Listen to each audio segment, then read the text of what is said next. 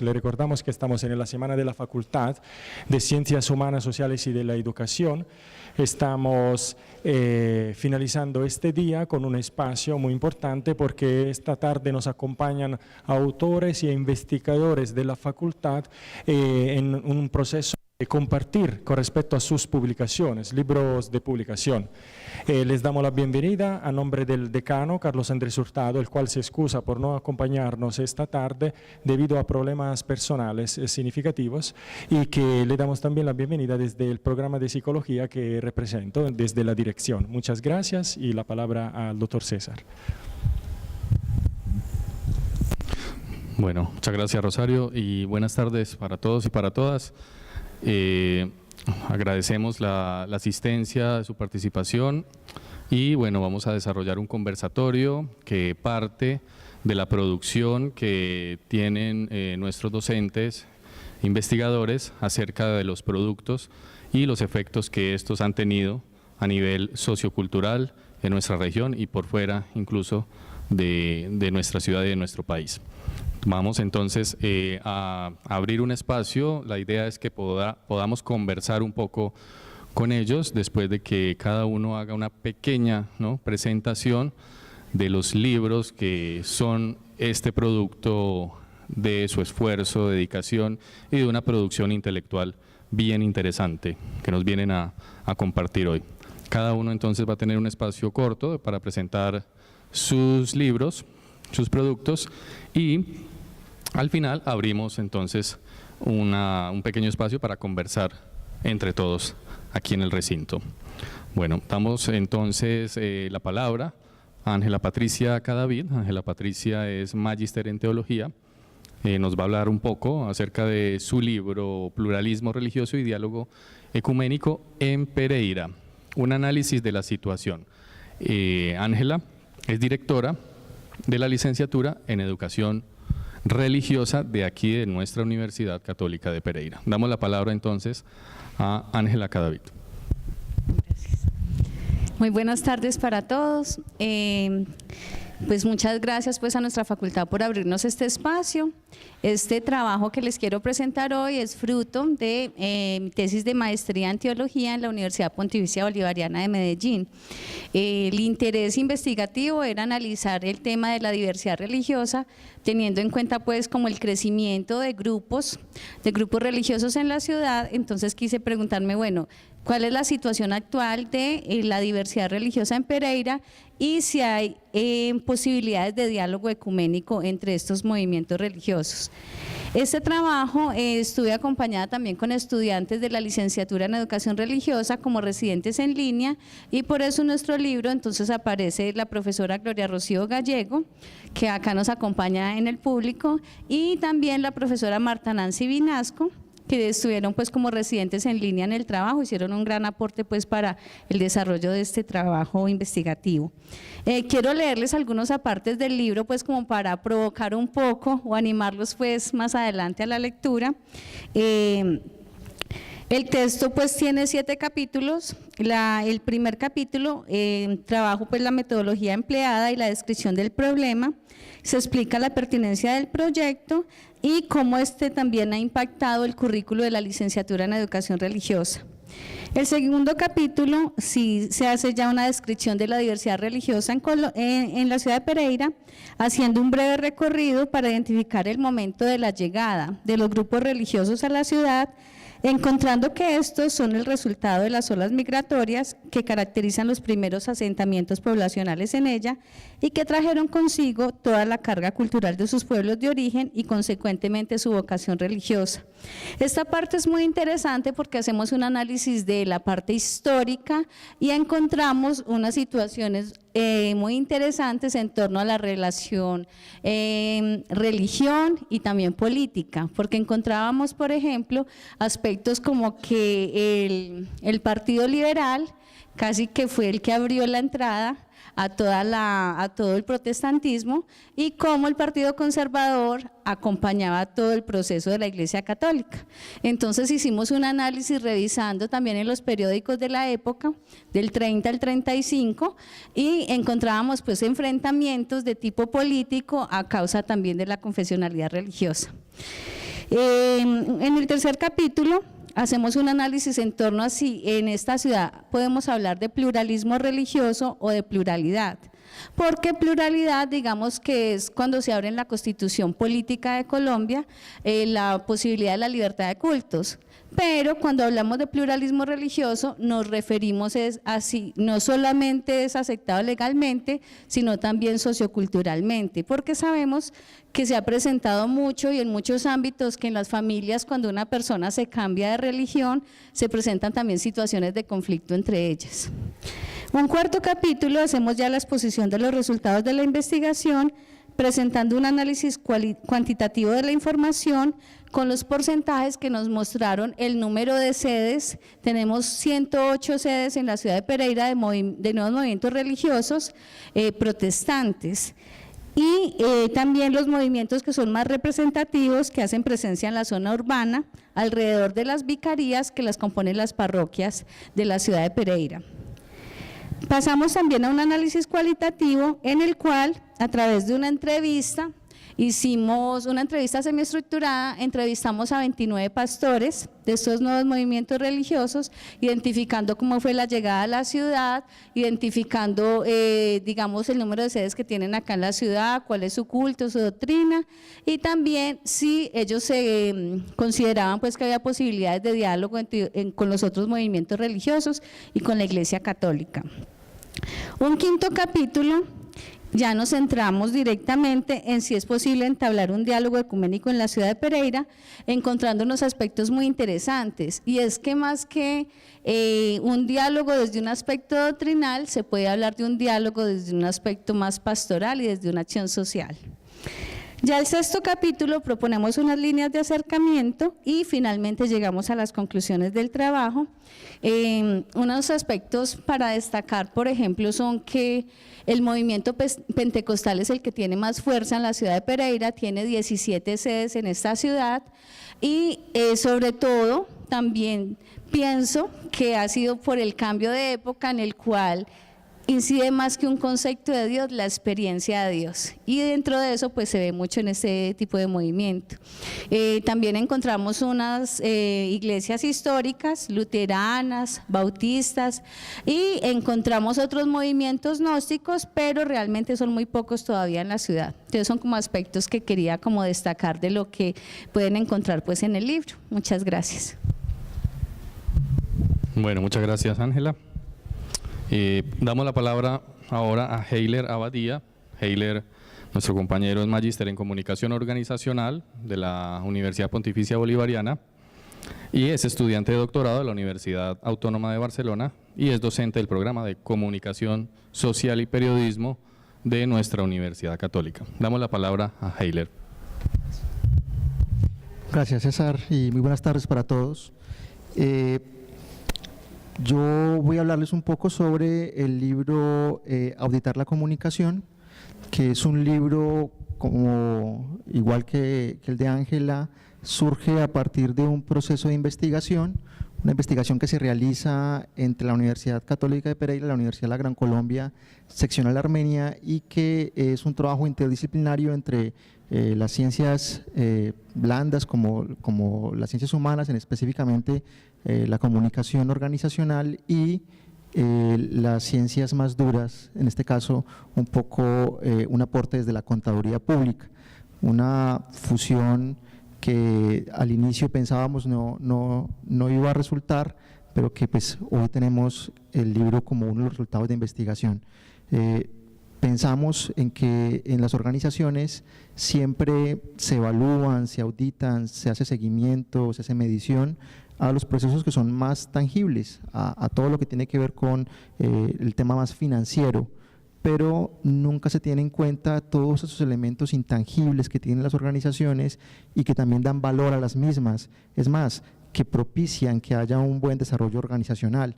Elementos como la identidad, elementos como la cultura organizacional, el clima laboral y por supuesto todo lo que tiene que ver con la comunicación interna y externa de las organizaciones merece también ser seguido, ser evaluado, que tenga un proceso también de de medición que permita saber qué tanto contribuye al desarrollo organizacional. Entonces, es una investigación que, si bien se nutre o su base está en las ciencias administrativas, pues se hace el aporte de la comunicación y se mide este elemento tan importante para nosotros, que es la comunicación corporativa. Por lo tanto, nosotros pues iniciamos el libro hablando un poco sobre esos conceptos, sobre auditoría de comunicación organizacional, teniendo en cuenta que es un elemento muy nuevo, se habla muy poco, existe muy poca referencia todavía al respecto, pero que ya viene calando en algunos escenarios empresariales. Por lo tanto, quisimos en ese primer capítulo hacer una introducción, o por lo menos una conceptualización de la comunicación organizacional y su auditoría. Luego hablamos un poco sobre esas realidades y esos desafíos en un segundo capítulo, esas realidades y desafíos que tiene la comunicación y que ese capítulo surge a partir de lo encontrado en la investigación, qué tanto se estaba midiendo, cómo se estaba viendo y por lo tanto entonces cuál era la realidad de la comunicación en las organizaciones y por ende de su auditoría. Posteriormente tuvimos un capítulo ya dedicado en sí a la auditoría de comunicación organizacional y al modelo que se creó. Nosotros en la investigación, uno de los resultados era crear un modelo para hacer auditorías de comunicación organizacional.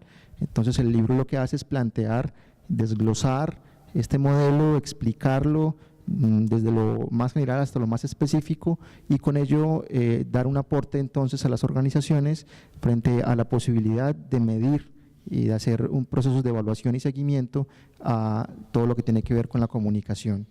En ese sentido, la investigación necesitaba ese aporte de los que ya tienen más cancha en la auditoría, que son los contadores, y se hizo una serie a partir de la investigación, una serie de adaptaciones y recreaciones de lo que es auditar, y en este caso un elemento intangible como es la comunicación.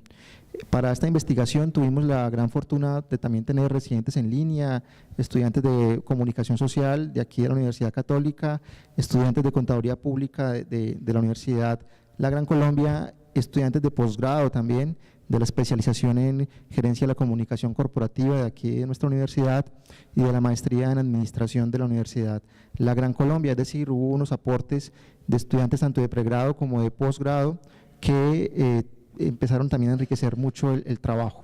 La profesora Andrea Vaca, que es la coautora y que trabajó desde la Universidad La Gran Colombia todo este componente más contable, más financiero, manifestaba algo que me parece muy interesante, y es que siendo ella de esta área tan dura, empezó a comprender un poco la sensibilidad y la subjetividad de la comunicación, y nosotros desde la comunicación empezamos a entender un poco también la necesidad de esas cuadrículas y esas rigideces que se tienen en las organizaciones desde lo financiero y desde lo contable, y a partir de ahí surge una amalgama muy interesante que es la auditoría de comunicación, que si bien lo que pretende es medir y evaluar, pues lo hace no solo teniendo en cuenta lo financiero o lo que da retorno a una inversión, sino también todo esto que da un valor más allá de lo financiero y que es ese valor intangible que representa las organizaciones y que hoy empieza a verse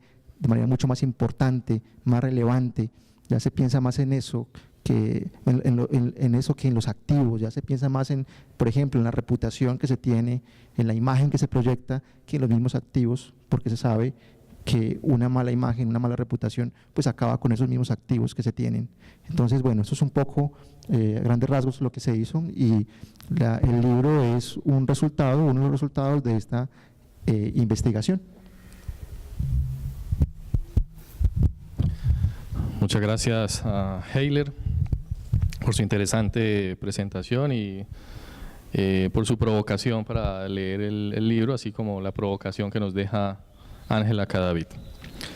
Bueno, vamos con el profesor Miguel Alberto González. El profesor Miguel es docente de la Universidad Católica y nos va a presentar su libro Amores Prohibidos en Calcán.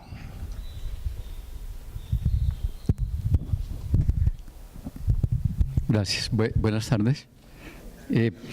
No, primero celebrar esta idea de presentar como estos ejercicios escriturales de nuestros compañeros y también los míos.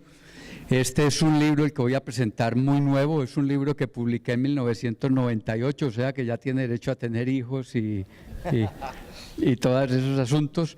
Es decir, lo más nuevo que hay ahí en la presentación soy yo, no el libro. Pero no es tan cierto, es decir, en la medida que tú publicas y en la medida que se van haciendo reediciones, se van adjuntando nuevas palabras, se van como corrigiendo muchos errores que se hacen en la primera publicación. Y esta es como la quinta o sexta edición del libro, y pues lo que he hecho es corregir esos errores antiguos y poner unos errores más nuevos. Es básicamente lo que se hace, digamos, en términos literarios. Es un texto literario, son 10 cuentos.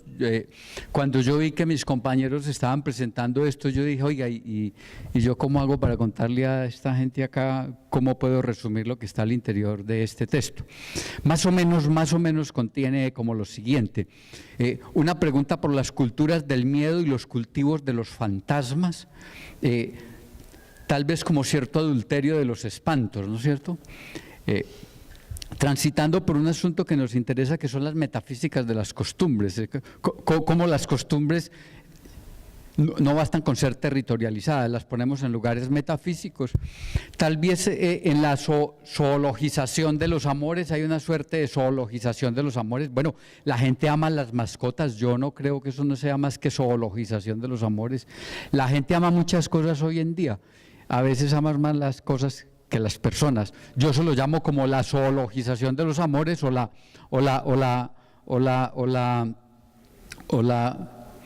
señor.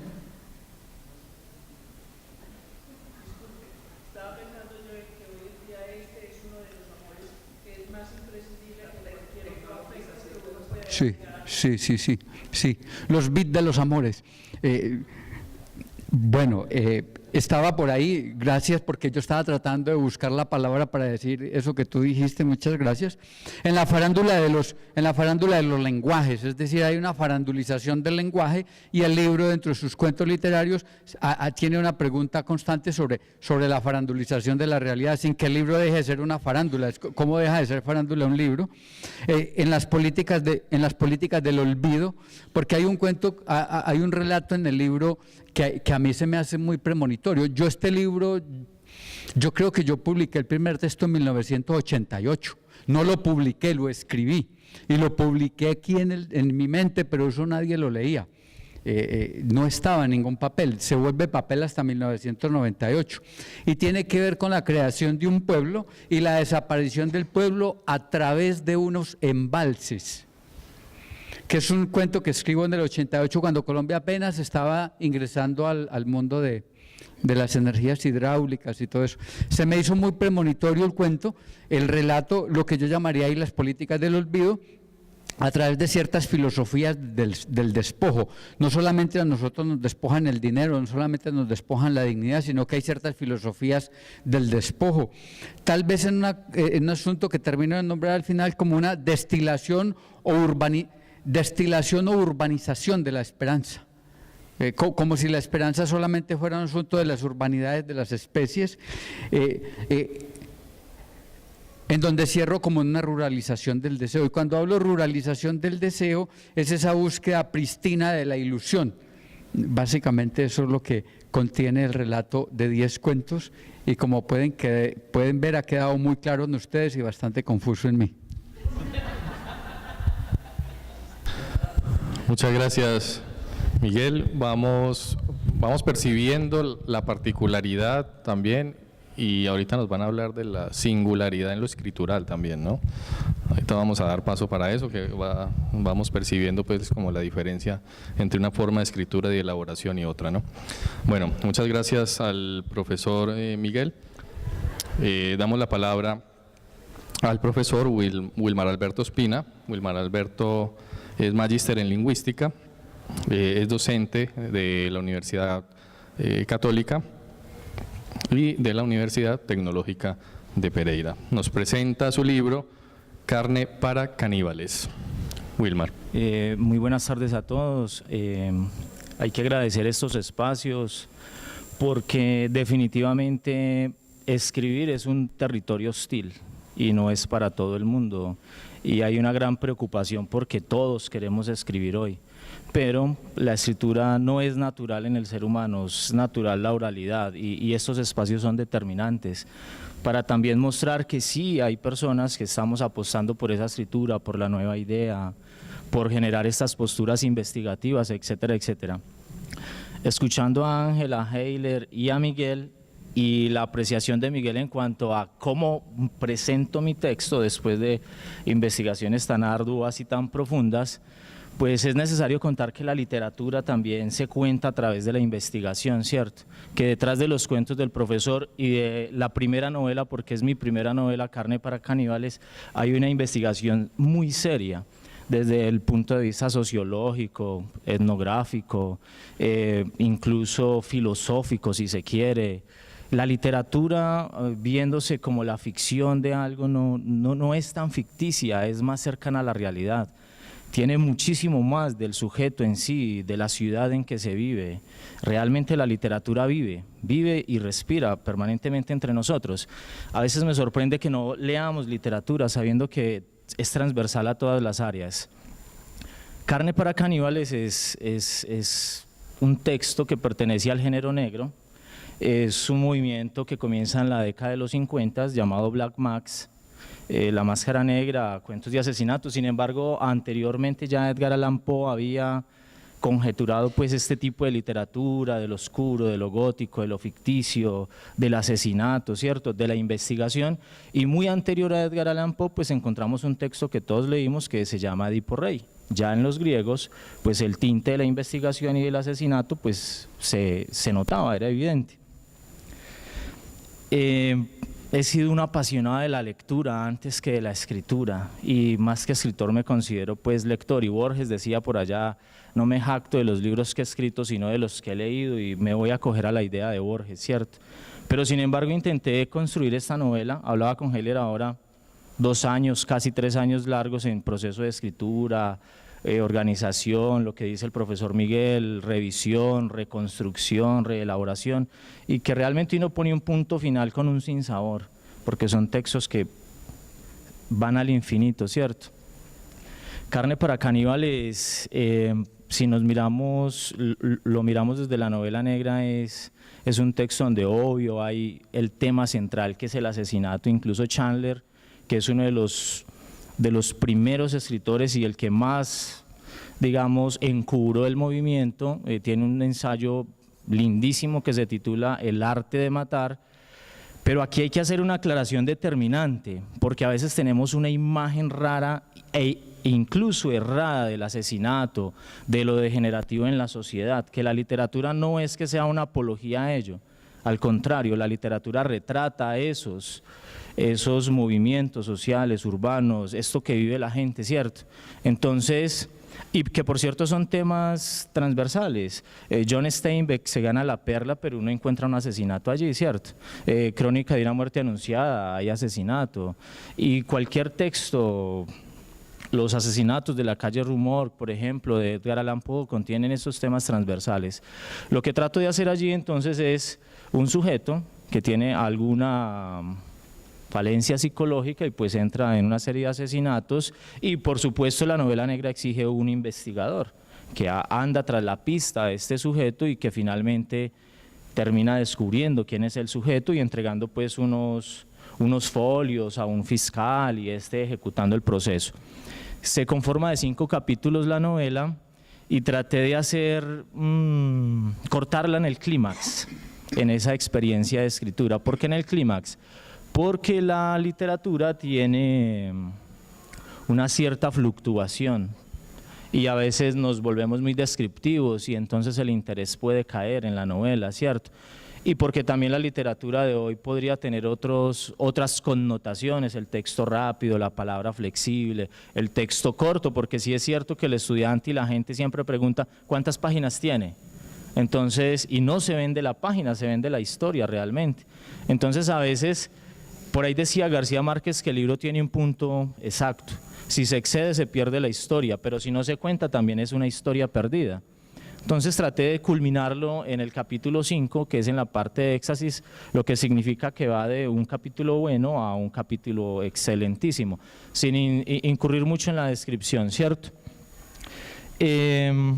Está ambientado, pues la historia está ambientada en Pereira. Aparte de eso, de fondo se cuenta la historia de la fundación de Pereira. Incluso a raíz de esa investigación hubo unos 8 o 9 textos de lectura investigando cómo se fundó Pereira, quiénes llegaron primero, cómo se trasladaron, cuál fue el movimiento en el territorio, qué pasó, a qué lugar pertenecía nuestra ciudad, etcétera, etcétera.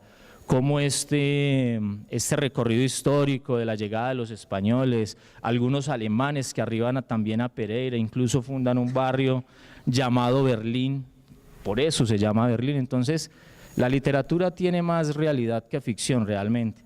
En ese sentido, entonces, tenemos de fondo la historia de Pereira, ¿cierto? Es una novela contada con cierta ironía también, porque me gusta ese lenguaje un poco minimalista, cotidiano, callejero. Hay un escritor que me gusta mucho que se llama Montero Glés y dice que ha encontrado más historias en las calles de Madrid que realmente en los clubes de Madrid, y estamos completamente seguros de esta apreciación, ¿cierto? Esto significa que la ciudad es protagonista de fondo, ¿cierto? Y también es una característica de la novela negra. Voy a leer unos tres frases como para que se vayan haciendo una idea de lo que está retratado aquí en esta novela, ¿cierto? Aquella noche, Karina Lagos se esfumó por el lodazal de la ciudad, esa urbe cruda y enigmática que, entre sus pliegues, deja ver las grietas y el moho que corrompe el comportamiento humano, porque todo sujeto es vísceras y piel, muro y calle, cloaca y mar, ¿cierto? Y traigo esta frase porque pues el personaje sufre de esa ambivalencia, de esas máscaras, de esos yoes que podemos tener hoy día a veces llamados roles, pero miramos uno de los primeros textos y es El extraño caso del Dr. Jekyll y Mr. Hyde, donde se da esa imagen del bien y del mal en un sujeto, ¿cierto? Pero también, por ejemplo, está esa imagen del otro bueno, del otro que no necesariamente es malo. Entonces es esa imagen reflejada, es esa multiplicidad de yoes, etcétera, etcétera. Y como termino ahí en esa metáfora que me gusta, me parece bonita, el ser humano es eso, cloaca y mar, ¿cierto? Haciendo esa alusión a lo degenerativo que tiene una cloaca, o a lo sucio si se quiere, porque es cotidianidad, o a la belleza que trae consigo el mar, a propósito del turismo hoy, ¿cierto?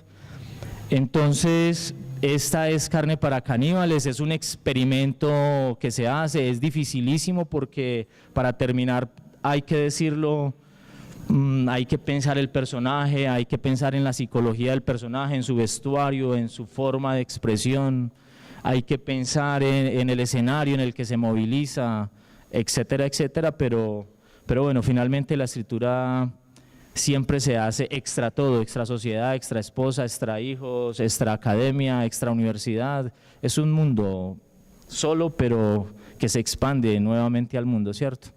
Y muchas gracias por la oportunidad, de verdad. Muchas gracias al profesor Wilmar Ospina.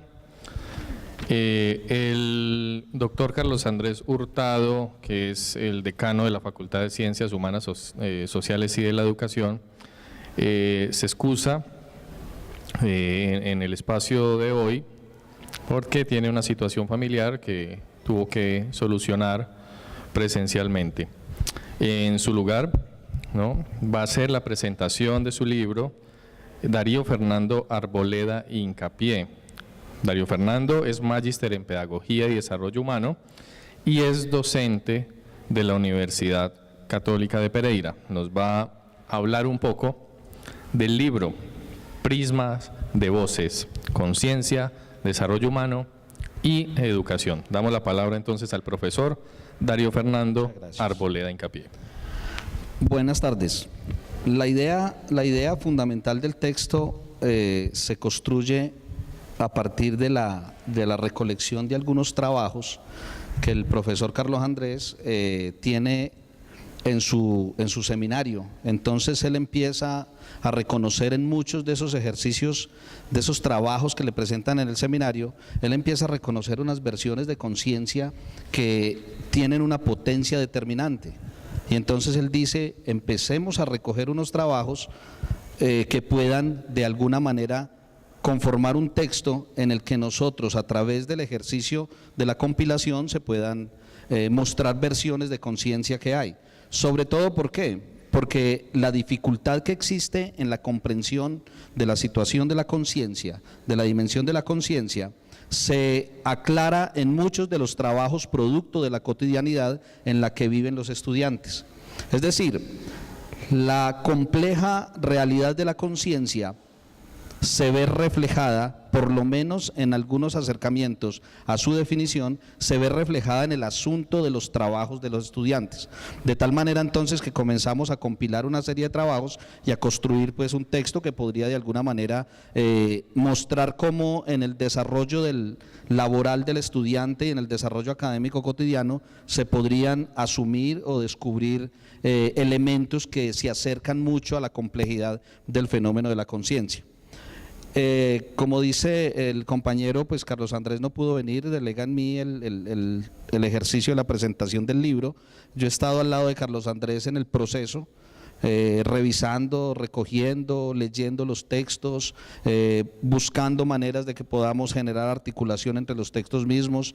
Ahora que se envía el texto a México, lo leen y cuando lo devuelven con algunas recomendaciones, pues Carlos y yo estuvimos mirando lo que habían recomendado y haciendo los ajustes necesarios para la publicación propiamente dicha. Voy a hacer lectura de un texto que lo que hace es recoger en términos generales cuál ha sido la propuesta determinante del ejercicio escritural que se está haciendo.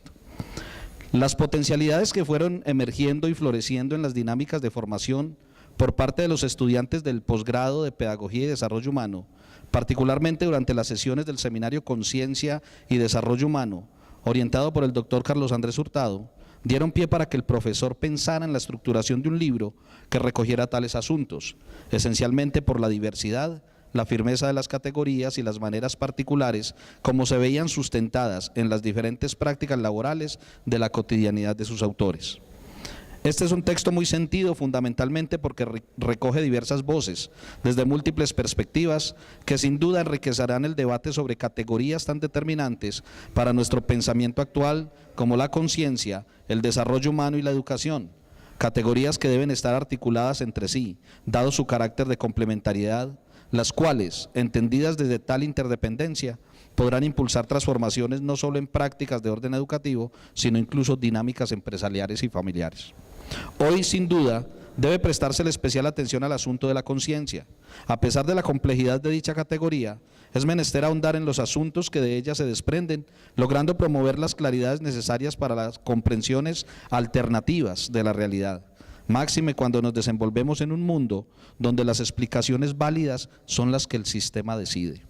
Se hace indispensable que el ser humano empiece a constituirse desde su propia realidad, desde su propia sustancialidad, desde su propia conciencia, y para ello se hace necesario invitar al ser humano a una vuelta sobre sí mismo, a un autodescubrimiento de su propia realidad, condiciones esenciales para su desarrollo, y ello se hará más posible desde la experiencia de la educación. Conciencia, desarrollo humano y educación es una sentida compilación de trabajos cuyos autores han estructurado como resultado de la suma confrontación consigo mismo, con el ser humano y sus desarrollos y con aquello profundo que nos habita.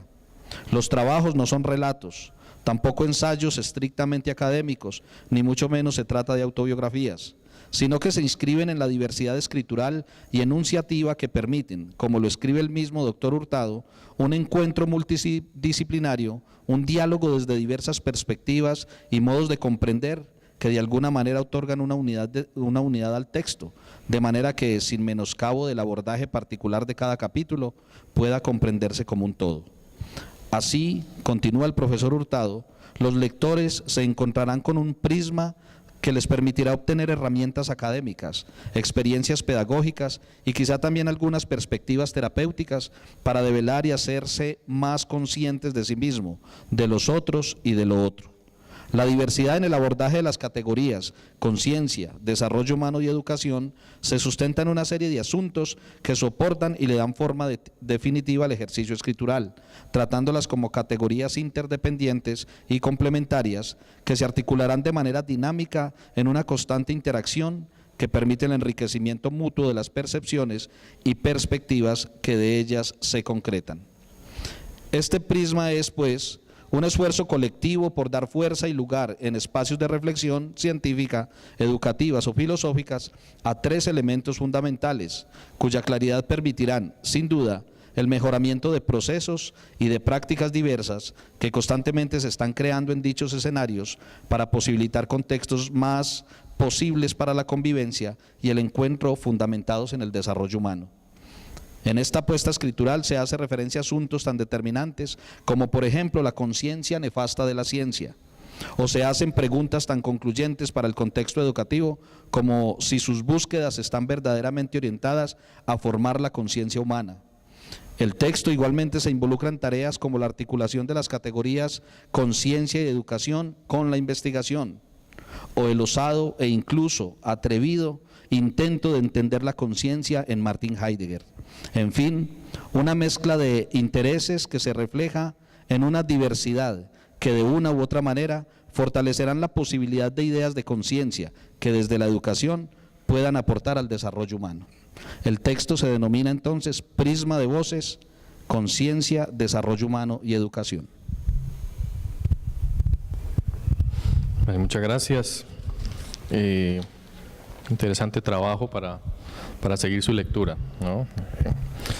Gracias a Darío Fernando Arboleda, ¿no? Profesor. Y vamos a ceder entonces un espacio, abrir un espacio de conversatorio entre ustedes y los autores, ¿no? Para que den cuenta desde otro punto de vista de sus productos. Damos la palabra entonces a ustedes. Levantan la mano y yo me dirijo con el micrófono.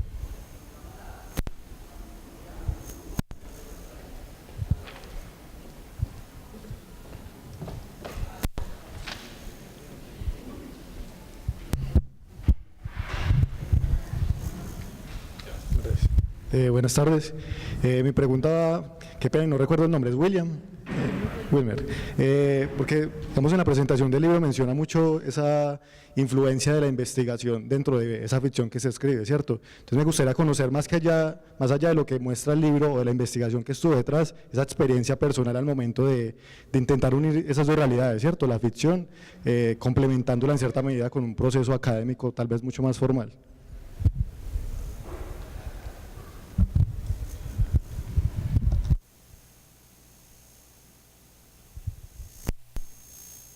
¿Ya? ¿Sí? ¿Me escucha? Es que no está desligada la investigación del relato narrativo, nunca está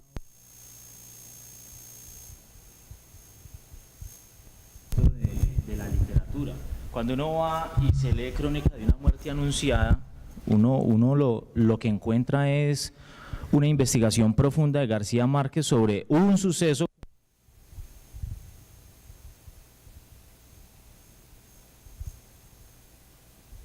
de soledad. Lo que hay es una investigación profunda sobre el acontecer político en el país. ¿Estamos de acuerdo? Entonces, ¿a qué vamos con esto? A que a veces tenemos ese sesgo de que la investigación va por un lado, pero la producción narrativa, literaria, ficticia, imaginativa, creativa, si se quiere, va por el otro. Pero en algún momento se trenzan, ¿cierto?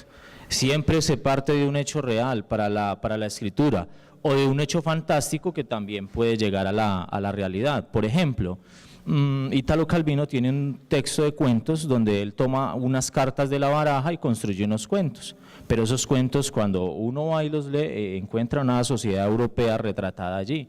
También hay esa investigación en la ficción. En cuanto al texto que yo estoy publicando, Carne para Caníbales, pues en Pereira se han dado algunos aconteceres de asesinatos, cosas. Voy allí, por ejemplo, tengo un amigo que es preferible evitar nombre, me permite unos folios, los retomo y lo que hago es hacer esa investigación de lectura y luego trasladar esto de una forma ficticia, ¿cierto? Entre comillas, pero indiscutiblemente parte de un hecho real y de una investigación también. La otra investigación silenciosa es haber leído sobre la fundación de Pereira, por ejemplo, todo el acontecer de lo que se vive, la ciudad, sus 150 años, porque lo retrato hasta los 150 años, ¿cierto? ¿Qué es lo que hay ahí? Unos tips de la ciudad como tal. Y en ese sentido siempre he considerado y siempre he tenido presente que la investigación parte de un hecho fundamental.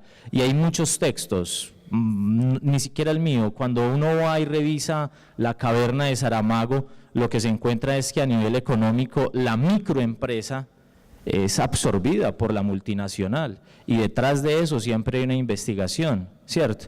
E incluso la muerte tiene una investigación en Saramago, en las intermitencias de la muerte, el tráfico de la muerte, la ausencia de la medicina, la enfermedad como tal. Hay textos que tratan sobre la enfermedad, por ejemplo Susan Sontag, escritora experta en cuestiones de medicina, lo que hace es proponer a través de la literatura una especie de historicidad investigativa a través de esa medicina, ¿cierto? Además ya lo había experimentado con el primer texto que publiqué, donde era un texto de ensayos, pero lo que hice fue vincular cuento y ensayo, ¿cierto? Entonces había un ensayo sobre el Quijote de la Mancha, donde se narraba desde mi perspectiva, pero era a nivel de ensayo, con cita bibliográfica, etcétera, etcétera. Para concluir, y espero que quede claro, sí hay un protocolo en la investigación, sí hay unos conceptos, sí hay un momento, como también lo hay en la narrativa, pero en ese diálogo de discursos es posible que ellos se trencen, que ellos se crucen, y obviamente habría que tener muy claro cuál es el género que estamos trabajando. ¿En qué sentido? En que no es investigación mi libro, es narrativa. Por tanto, debe ser una obra literaria, más allegada a la ficción que a la realidad, pero un lector juicioso me refiero a que la lectura es metalectura e interlectura, que va y busca y averigua los datos, va a encontrar esos datos de la investigación, pero un lector desprevenido va a encontrar una buena historia, ¿cierto? ¿Qué es lo que pasa en García Márquez y 100 años de soledad? Los lectores son desprevenidos, pero hay una gran red de lectura en García Márquez y en 100 años de soledad. Cada punto que referencia es un autor que él ha leído y que él investigó, ¿cierto? Y sucesos de la vida y de la historia. Entonces son dos protocolos distintos, pero en algún caso los podemos unir, porque ese es el cuento bonito de la palabra, la flexibilidad, ¿cierto? El recorte técnico también se puede incluir en la literatura, también se puede hacer ficción con la palabra técnica, pero hay que ser cuidadoso porque podríamos estar incurriendo en una investigación y alejándonos de la literatura, o podríamos estar cayendo en el exceso de ficción y olvidar también esa investigación. Es lo que decía cuando empecé, hay mucha gente que quiere escribir, pero es de cuidado porque a veces los géneros pueden vincularse, pero no necesariamente terminan en una buena experimentación.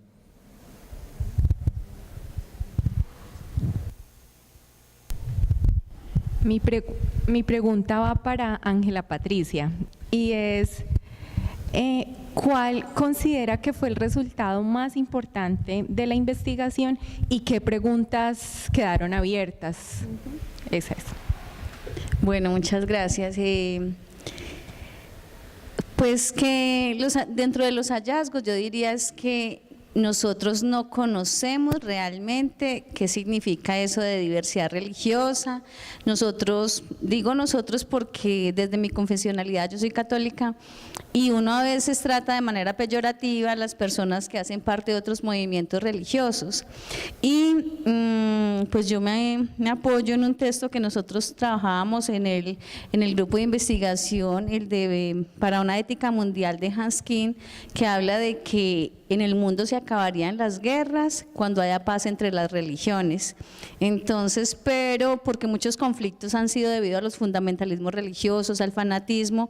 Entonces, si las confesiones religiosas todas aportan al sentido, a la persona, entonces yo digo es que nosotros no hemos aprendido a vivir en la casa común. Entonces, todo el que piensa diferente lo descalificamos. Si conociéramos el valor de toda esta riqueza que hay en nuestro país, en nuestra región, el tema de la diversidad religiosa de verdad que es muy impactante, porque cuando nosotros hacíamos esas entrevistas a los pastores, todos como en pro del bien de la persona, yo decía, qué triste que nos descalificamos, que estamos divididos cuando cuántas cosas podríamos hacer juntos. Entonces yo diría que dentro de los hallazgos es eso, el desconocimiento, las prevenciones, y como un llamado a conocernos, a formarnos en el tema del ecumenismo. El país en un 70% digamos que es cristiano, sea católico o no, pero nosotros podemos hacer muchas cosas juntos y sin embargo cada cual es una isla y no se conocen. Entonces yo diría que hay un gran reto de conocernos, de trabajar juntos, más es una invitación a eso, a que si todos estamos propendiendo por algo que es bueno, ¿por qué no aprovechar y generar espacios de diálogo? En las propuestas que hacemos en el libro está eso, primero hacer un diagnóstico de la realidad, segundo un proceso también de formación y tercero planteamos ya una acción desde lo social, porque nosotros, donde prima y donde el centro es la persona y donde prima la comunidad, yo pienso que podemos hacer muchas cosas allí. Entonces pensaría que en ese sentido eso sería como lo que más, pues, lo más significativo, digamos, de la investigación. Buenas noches para todos. Primero felicitarlos por el ejercicio de recopilación literario, académico y de investigación que cada uno realizó y compiló en sus obras. Todos nos han compartido, digamos, la experiencia vivida en la escritura de cada una de sus obras. Pero yo creo que hay un punto álgido para el escritor, y es en el momento que tiene que publicar y tiene que buscar una casa editorial en la cual su obra pueda tener vida. Pues me gustaría que cada uno nos comentara de pronto de forma corta cómo fue esa experiencia y de pronto qué recomendación le darían a un escritor que está a punto de terminar una obra y va a buscar su publicación. Bueno, es que me da risa porque cuando se habla de una casa editorial, pues eso depende también de los intereses que uno tenga, ¿cierto? Si uno tiene un interés en unas regalías es una cosa, si uno tiene un interés académico de alto impacto, pues es otra. Si uno quiere solamente hacer difusión de lo que encontró, de dar a conocer, entonces yo diría que eso depende. Y lo digo porque me pasó algo especial. Inicialmente uno hace un ejercicio de investigación en un pregrado, en un posgrado, obviamente porque es un requisito, ¿cierto? Pero obviamente uno también lo hace por un interés, porque hay yo siempre tuve ese interés por saber, pues por conocer un poco más del tema religioso, pero en amplitud, no solamente quedarme en una sola parte. Entonces, al hacer el ejercicio en la maestría, pues la idea no era que se quedaran un stand en una biblioteca, ¿cierto? Que muchas veces los textos de investigación se quedan en las bibliotecas y muchas veces nadie ni los lee ni los conoce. Entonces yo pienso que en compañía pues con Gloria y Marta, nuestro interés desde el grupo de investigación era que la gente conociera, ¿cierto? Pero conocer también para invitar a trabajar en conjunto. Entonces inicialmente lo hicimos, pues pensamos en la editorial que tiene la universidad, ¿cierto? En Colección Maestros, pero digamos que se fueron dilatando las cosas y se nos quedó ahí, pero ya estaba organizado el ejercicio de investigación, ya tenía estructura del libro. Hay una editorial, y por eso pues me da risa porque es una editorial española, que pues envía correos a los profesores que han tenido investigaciones de posgrados o pregrados, ¿cierto? Y hace una invitación a publicar de manera gratuita. Lo digo es porque hay personas que están a favor y otras en contra de publicar en esa editorial. En esa editorial pues yo vi muchas facilidades, o sea, era ya tener el texto listo, hacer el proceso, me parece que se hizo un proceso serio, riguroso. Los cuestionamientos en torno a esa editorial es porque digamos que no hay un filtro, no hay unos como jurados o alguien que avale el ejercicio de publicación en esta editorial, pero como nosotros ya habíamos tenido ese ejercicio, ya habíamos tenido los jurados, había sido un ejercicio muy duro, ya había sido valorado por muchas personas, entonces yo decía, bueno, a mí me interesa más que se pueda dar a conocer este ejercicio investigativo. Uno en esa editorial cede los derechos de autor y obviamente entonces viene el tema de las regalías, pero pues mi interés no era como enriquecerme pues de que me paguen por eso, sino como de poderlo publicar y de darlo a conocer, porque este ejercicio ya se ha venido socializando en algunas clases de acá de la Universidad de Diálogo Fe Cultura, se generó una optativa de pluralismo religioso, entonces digamos que nuestro interés era más la divulgación.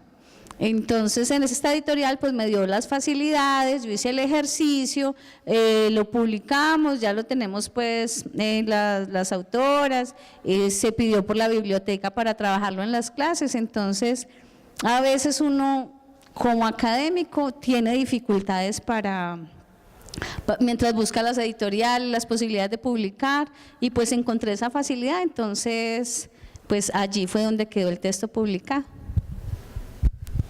Bueno, muy curiosa esa pregunta porque antes de empezar el evento estábamos hablando precisamente de eso, Ángela y yo, porque como bien lo dice Ángela, una cosa es pensar en un libro para que sea vendido y otra cosa es un libro, por ejemplo, de investigación que lo que se quiere es difundir la información que se encontró, los resultados de la investigación y con ello pues generar un aporte al conocimiento.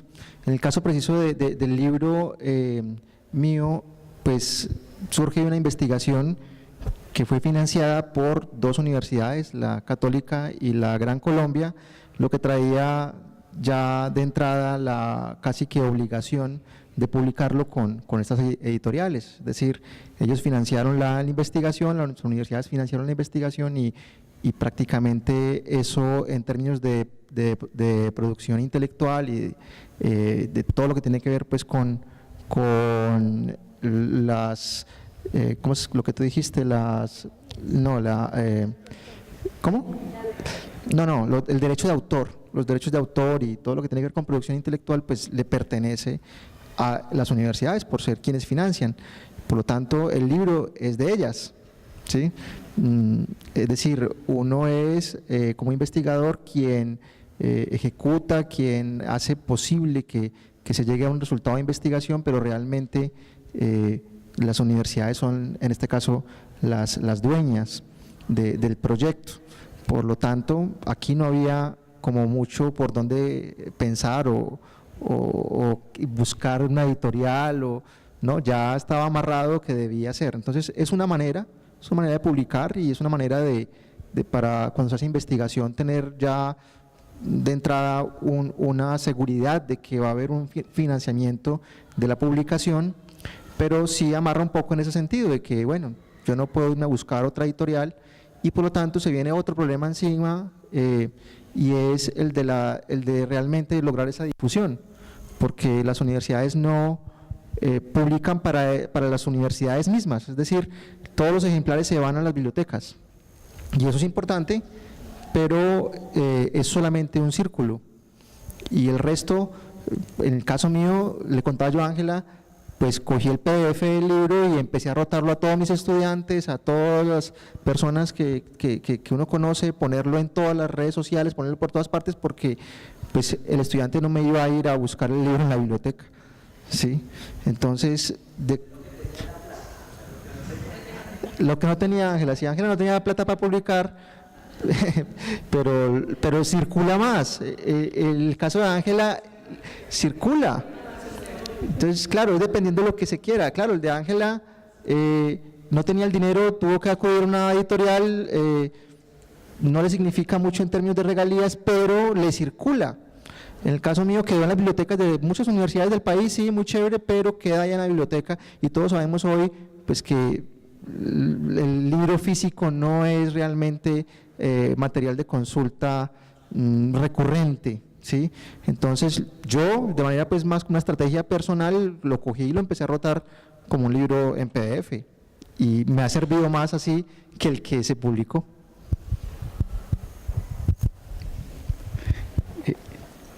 Es una pregunta compleja y depende. Yo creo que Ángela hizo una buena descripción, tú también, y es donde se quiere ubicar. Los profesores hoy tienen unas demandas diferentes, y es que no es solamente publicar, sino quién te cita y dónde te ponen en los diferentes portales del mundo. Ya no es suficiente con que tú tengas un libro, donde estás citado y mencionado si quieres tener un lugar dentro de las diferentes bases o las diferentes mundialidades de la realidad en torno a las hojas de vida o a los rigores citativos de las personas. Ese es uno. Por tanto, hay editoriales para eso y no son justamente las universidades. Yo en las universidades he publicado 11 libros, 11. Eso ya es un desquicio, por así decirlo. 3 de literatura y 8 de ensayos. 8 de ensayos, 4 ha sido dentro de las universidades. Los libros publicados dentro de las universidades. El primero en el año 2008 en la Universidad Tecnológica, y el último, 2012, en la Universidad de Caldas. Los niveles de citación y los niveles de ocupación de esos libros son en nada. O sea, si no es un libro que uno lo vuelve PDF y lo pone en las bases de datos, no ocurre nada con esos libros. Primero porque los profesores no leemos libros de profesores, leer otro libro de un profesor a veces es muy cansón, uno a otro profesor a veces ni le cree, como toda esa negativa que hemos construido en la realidad colombiana y latinoamericana, y la necesidad de leer los europeos, cosa que yo he venido expropiando en mis seminarios. En mis seminarios de doctorado y de maestría es que los estudiantes tienen que aprender a citar sus profesores y a leer sus profesores, y Foucault muy bien, y Habermas fantástico, y incluso los literatos europeos una maravilla, pero démosle lugar a los nuestros, y eso también tiene que ser una decisión de apropiarse de la realidad, porque si uno le da miedo mostrar su libro, que porque entonces uno se llena de aventura de que qué pena que me lean, entonces no lo publiques. Si qué pena que me lea un estudiante, entonces ¿quién me va a leer a mí? Por tanto, yo lo tengo muy claro que los libros de ensayo son para que los lean mis estudiantes, y si a los estudiantes no les sirven, entonces hay que echar a ese profesor de la universidad porque está publicando libros que no les sirven a los estudiantes.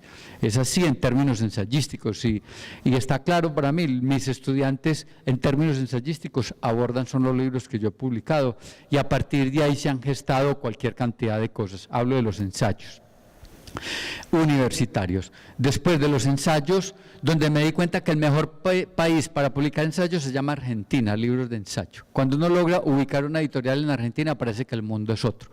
Primero porque los argentinos son muy compradores de libros. Entonces tú terminas una conferencia y todos te compran el libro. Aquí usted termina una conferencia y vienen 10 a que se lo regalen. El colombiano aprendió a ser limosnero, eso nos lo dijo Fernando Vallejo, el colombiano es muy limosnero, el colombiano quiere que todo sea regalado.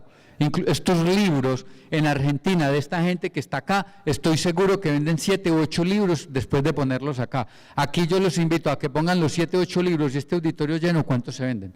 Porque nosotros en la educación no hemos enseñado a comprar libros, hemos enseñado a piratear, hemos enseñado muchos males a la educación, y eso parte todos los tipos de libros. Entonces, yo he publicado en las editoriales argentinas 2 libros, uno en Homo Sapiens y otro en Noveduc. Las ventas de esos libros pueden pasar por 7.000, 8.000 libros entre México, Argentina y Chile. En Colombia de esos libros han comprado de uno 91 y del otro como 84. Es la muestra de las lecturas que nosotros tenemos, y uno se pregunta cómo pueden leer tanto en Argentina. Entonces las editoriales buenas para mover en América Latina, cuando uno logra moverse en términos ensayísticos, o son Argentina o son México, no son las editoriales colombianas. Si no te llamas William Ospina, si no te llamas Fernando Vallejo, si no te llamas ese tal Samper que no habla sino tontadas cada 8 días, no hay manera. No hay manera de moverse. Después, segundo caso, la literatura. Yo publiqué Amores Prohibidos en Calcan. Se hicieron 4.000 ediciones de ese libro y se vendieron todas. Y el libro desapareció del mercado, pero desaparecidos, nadie vuelve a hacer ese libro. Hasta que en el año 2014 me escriben de Estados Unidos que si podían traducir ese libro al español. Perdón, al inglés. Yo creo que también hay que traducirlo al español, al inglés. Y yo les digo, sí, pero esa no es la versión. Si yo bien sabía que el libro estaba circulando, yo hacía rato que venía escribiendo, y es una recomendación que les suelo hacer a mis compañeros, es que después de que uno publicó siga, y eso lo sabes tú que eres escritor literario, que uno tiene que seguir adecuando su texto, porque uno no es que termine un libro, uno se cansa con el libro y lo publica, y cuando uno está cansado publica eso, después le da pena de la cantidad de barbaridades que le salieron ahí, y uno se la pasa tratando, no lean ese libro, pero bueno, ya lo leyeron, ya ni modo, y uno les da uno nuevo y ven y leen el viejo, bueno, no hay nada que hacer frente después de lo publicado. Entonces, en términos literarios, me llega esa solicitud, yo envío la nueva versión y ellos lo publican en inglés en una editorial norteamericana, y después de esa publicación me llaman de Colombia para volver a publicar el libro en el año 2017, Amores Prohibidos en Calcan, en Oveja Negra. Y Oveja Negra publica, ellos me dicen que una edición de 5.000 libros. Publica una edición de 5.000 libros y todos los PDFs pues un PDF es lo que es un PDF, ellos lo venden y no hay manera de controlar. Y el libro está en esas condiciones, un libro altamente modificado, altamente diferenciado de la primera versión a la última versión. Y ahí ha tenido una movilidad diferente. Por tanto, ubicar en una editorial, que uno logre encontrar una editorial pertinente es una complejidad. Y la última fue con Amazon. Yo conocía en una tarde por allá como en una cafetería y en una cervecería, nos pusimos a hablar y alguien sabía editar libros en diferentes portales y tenía algunas conexiones con Amazon e hicimos una reedición muy cuidadosa de todos los textos en Amazon. Es decir, si yo a alguien le dijera hoy que lea alguno de mis libros, son los últimos que están en Amazon, los demás yo quisiera que los borraran todos del mercado, porque yo siento que en esos libros he logrado hacer una gran condensación y he logrado hacer un ejercicio depurativo de todas esas realidades. Y en Amazon están ocurriendo fenómenos muy especiales, y vale aclarar que yo no soy ni un escritor reconocido en ninguna parte, yo no tengo, digamos que lo que yo hago lo hago en la academia, lo hago en diferentes espacios, y siento que allí ha ocurrido unos niveles diferenciados que yo no había notado en ninguna otra parte, y es la forma como la gente empieza a comunicarse y a buscarlo a uno. Para mí eso ha sido una sorpresa, es muy reciente, estoy en eso. Entonces hay que buscar todos los portales. Vale lo que te diga un profesor que ese libro allá no vale, eso es problema del profesor, es problema del académico, es un portal que te publica, es un portal que te pone a rondar en diferentes lugares. De ahí que todos los portales hay que darles uso en la mayor posibilidad y siempre estar depurando la escritura. Si uno no está depurando la escritura, es casi imposible lograr la gran obra final, porque la lucha de cada uno de los que estamos escribiendo acá es tener el gran libro, es tener la gran producción, y eso puede tardar toda una vida. Finalmente uno puede ser simplemente un escritor de 11 libros que al atardecer del día se olvidan todos los 11 libros. Entonces yo esto lo he titulado como la hospitalidad de las palabras frente a la inhospitalidad de las editoriales. Cierro con esto. Cuando García Márquez envía 100 años de soledad, tiene un pequeño problema en México para enviarlo, y es que es muy grande la producción y ha tenido que empeñar las joyas de la esposa y todo para enviar. Estaban aguantando hambre en México. Y en ese desespero por enviar los papeles ya en la editorial le dijeron, mire, usted en correos, usted ya no puede enviar este paquete, es imposible. Dijo, no, entonces ¿cuánto me envía por estos 20 pesos mexicanos? Pesaron y le enviaban casi la mitad de las hojas que tenía. Envió el paquete a México. A los 4 meses le dijeron en México con lo siguiente: señor Gabriel García Márquez, la editorial decide publicarle sus libros 100 años de soledad. Le pedimos que por favor nos envíe la primera mitad del libro. ¿Se entiende? en su desespero, García Márquez envió fue la última parte del libro, y el libro era tan bueno, era tan potente, que leyendo la última parte del libro, la editorial se dio cuenta que tenía derecho a publicarlo, y eso está contado por él. Es decir, un gran libro se salva en cualquier editorial con cualquier cantidad de errores.